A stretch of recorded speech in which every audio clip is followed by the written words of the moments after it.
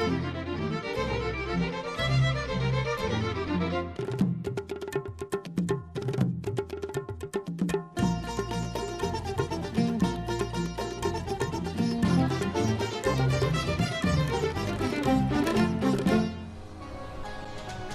very good evening. From stories around the world to stories here at home, this is the National News Broadcast. I'm Vidushini Satish Kumar. And I'm Tarak Etiarachi. First, a look at the stories making the headlines this evening. 4 persons drowned while seabathing around Dikovita.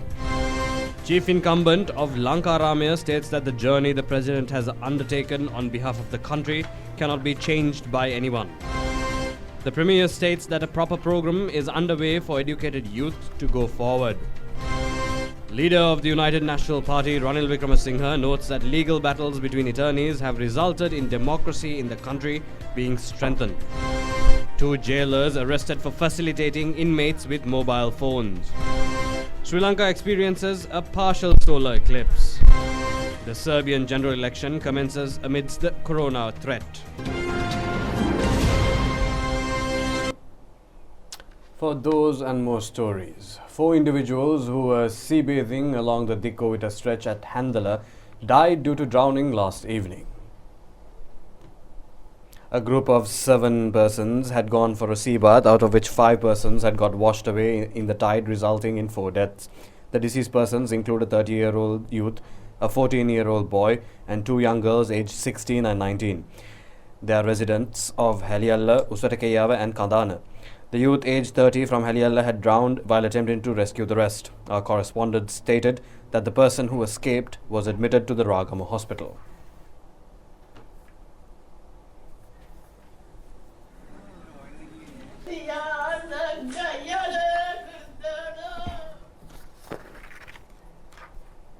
Chief incumbent of the historic Radhapura Lankarama Viharya, Venerable Ralapanave Dhammajyoti Thera, says that the program launched by the President to take the country along the proper track cannot be deviated. Thera states that on political platforms where scolding each other takes place, President Gotabaya Rajapaksa was the only leader who was able to put forward his manifesto correctly and without fear. Venerable Ralapanave Dhammajyoti Thera expressed these views when the President arrived to worship at the historic Radhapura Lankarama Viharya this morning. The chief prelate chanted Satpirit and imparted blessings on the President and also presented a souvenir.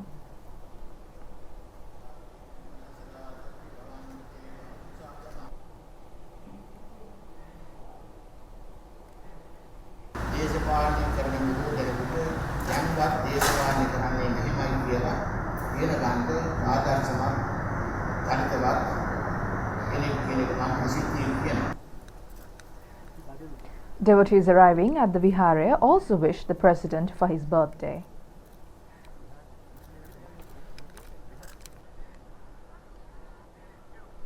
The President also engaged in an observation visit of the historic Anuradhapura Isrumuniya Viharya. The President met with Chief Incumbent Venerable Dr. Mathava Sri Sumangala Thera and engaged in a cordial discussion.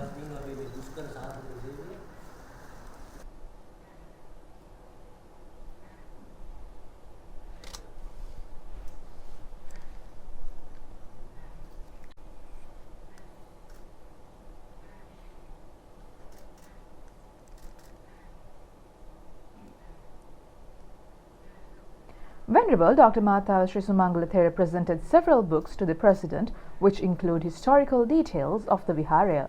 The President, after worshipping at the Viharya, inspected the Vihara Museum, the ponds and the Vihara premises. He inquired into ancient details of the Viharya and also future development work. The President engaged in a pleasant conversation with the devotees.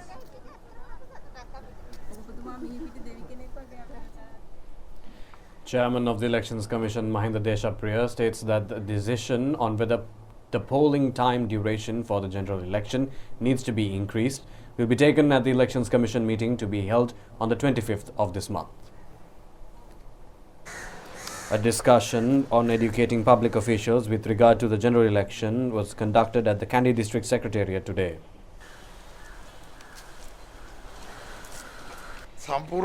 Speaking to the media after the discussion, Chairman of the Elections Commission, Mahinda Deshapriya, said that as of now, the only decision that has been taken is to commence the counting of votes on the 6th of August if the election is held on the 5th. He further stated that no other decision has been taken and whether or not to increase the time period given for voting will be decided when the Commission convenes on the 25th of this month.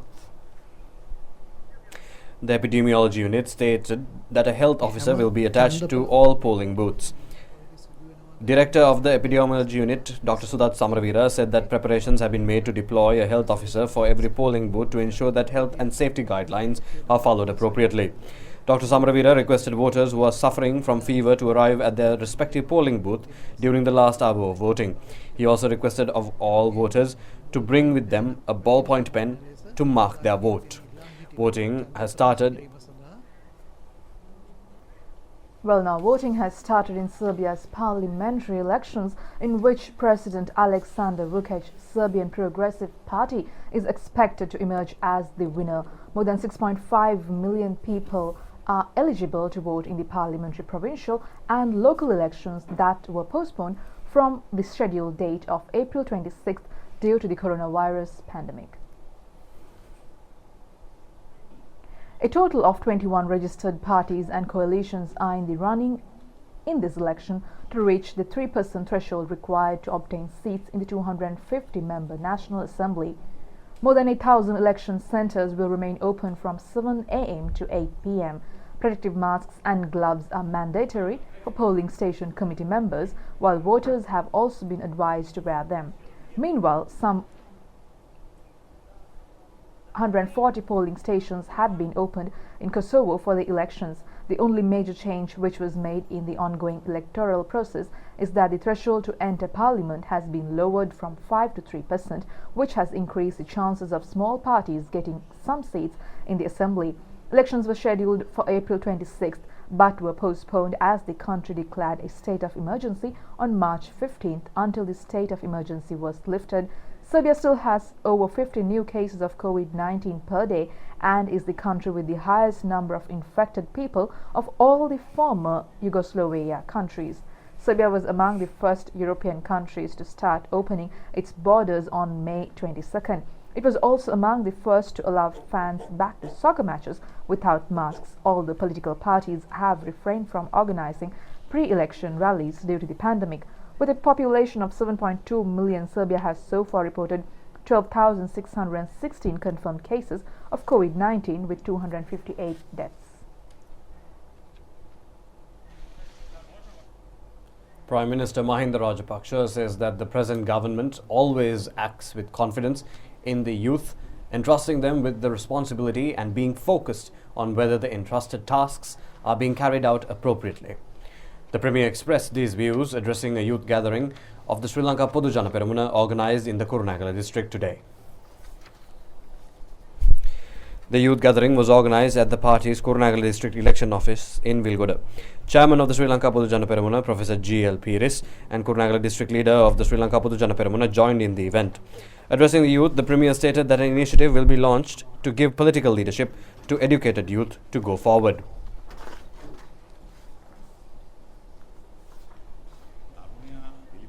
Prime Minister Mahinda Rajapaksa said that his government acts with confidence in the youth and at the same time vests the youth with a responsibility as the youth is provided with opportunities under this government. The Premier alleges that within the past 5 years of the development of the country went backwards. The Premier stated that one reason was the conflict between the former President and the former Prime Minister. He stated that when such conflicts occur, the development of the country does not take place. The Premier stated that now they have to pull forward 5 years of development, and for this the President and the Parliament must be of the same political party. Prime Minister Mahinda Rajapaksa stated that on one side, the United National Party has divided into two and is engaged in conflicts amongst them. However, these two factions align together to challenge the government.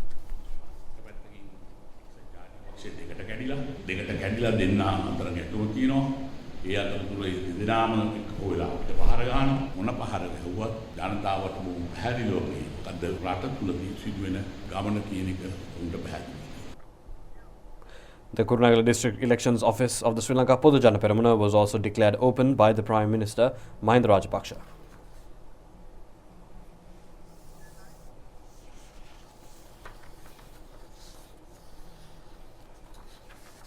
leader of the United National Party, Ranil Wickremesinghe, notes that legal battles between attorneys have resulted in democracy being strengthened in the country. He made this observation at a gathering of legal practitioners held today. The leader of the United National Party, Ranil Wickremesinghe, observed that democracy and human rights were strengthened through legal battles.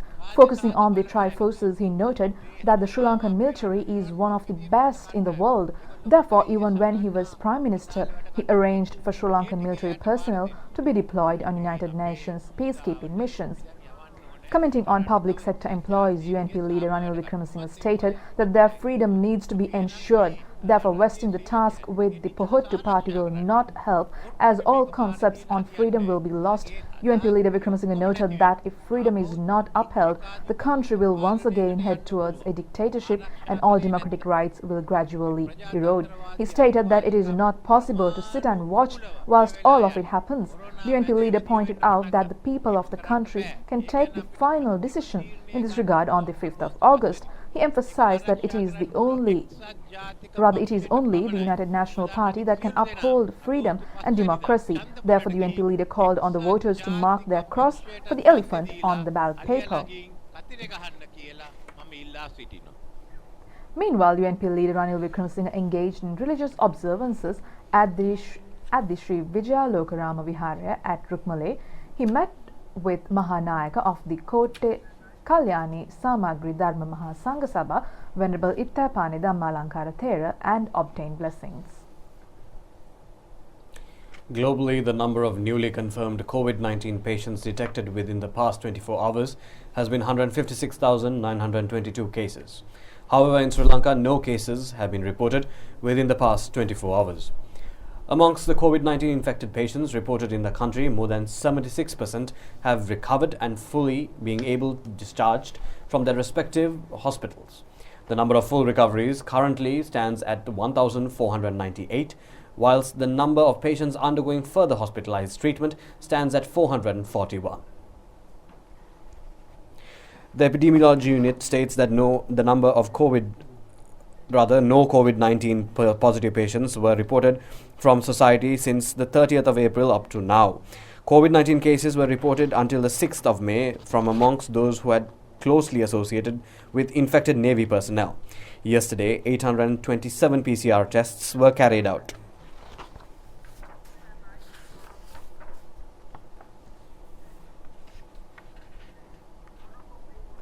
Well, Pope Francis yesterday held his first audience for a group of people since Italy lifted its coronavirus lockdown, granting it to health workers from the Italian region most affected by the pandemic.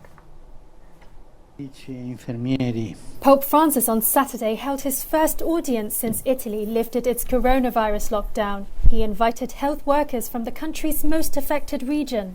Doctors and nurses gathered in Vatican's Clementine Hall, wearing masks and respecting social distancing rules. The pontiff praised them for being angels and thanked them for their self-sacrifice and professionalism. He singled out how doctors and nurses had loaned their cell phones to dying patients so they could say their final goodbyes to their loved ones, calling it, quote, a gesture of creativity and love. Italy returned to relative normality on June the 3rd, when Italians were allowed to move between regions again, but rules such as social distancing in public and wearing masks are still in effect. Pope Francis' weekly general audience is still being held without the public and being streamed over the internet. He has resumed giving his Sunday message from his window since St. Peter's Square was reopened last month. Two jailers of the Mahara and Madhara prisons were arrested by the police today for providing mobile phones to the inmates. The jailer at the Mahara prison had provided 2 mobile phones to an inmate, whilst the jailer at the Madhara prison had provided 1 mobile phone to an inmate. The mobile phones were discovered in a raid carried out recently, and investigations had revealed that the jailer's assistance had been received in smuggling in the devices. Meanwhile, In a number of raids carried out in many places in the island, several suspects were arrested whilst in possession of drugs. Upon a tip-off received by the Western Province Intelligence Division, 100 grams of heroin and 400 grams of Kerala cannabis were discovered in the possession of a suspect handled from within the Negombo prison. Upon information elicited from this suspect, 1,830 grams of Kerala cannabis were discovered from the residence of the prison inmate who handled the suspect, whilst the prison inmate's wife was also arrested with 455 grams of Kerala cannabis together with inmate's brother.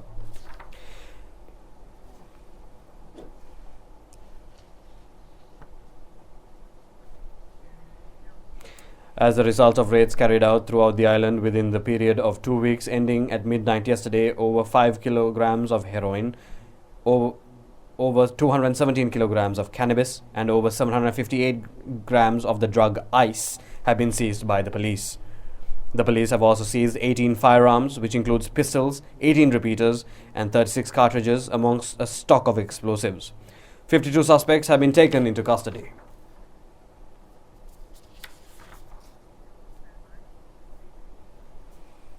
Well, astronomy enthusiasts in Sri Lanka received the opportunity today to experience a partial solar eclipse.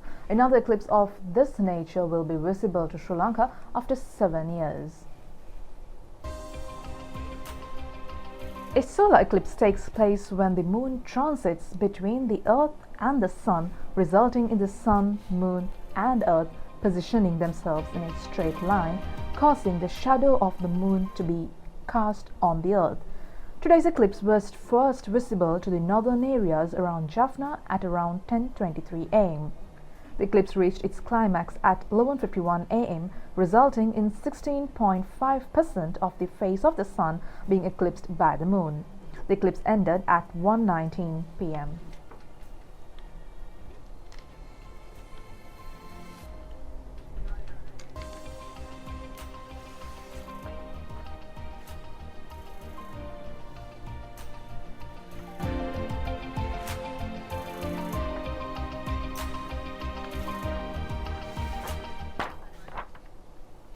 Director General of the Archaeology, Professor Senrat Disanaika, stated that land belonging to the Department of Archaeology will be acquired according to archaeology regulations. Speaking to the media at Ampara today, the Director General stated that concessions will be granted under the proper focus of the government for those dwelling in such lands. The proper acquisition of lands belonging to the Muhudu Mahavihare at Potuvil in the Ampara district was carried out by the Department of Archaeology and the Surveys Department recently. Dwellers of these lands had reportedly staged a protest opposing the move.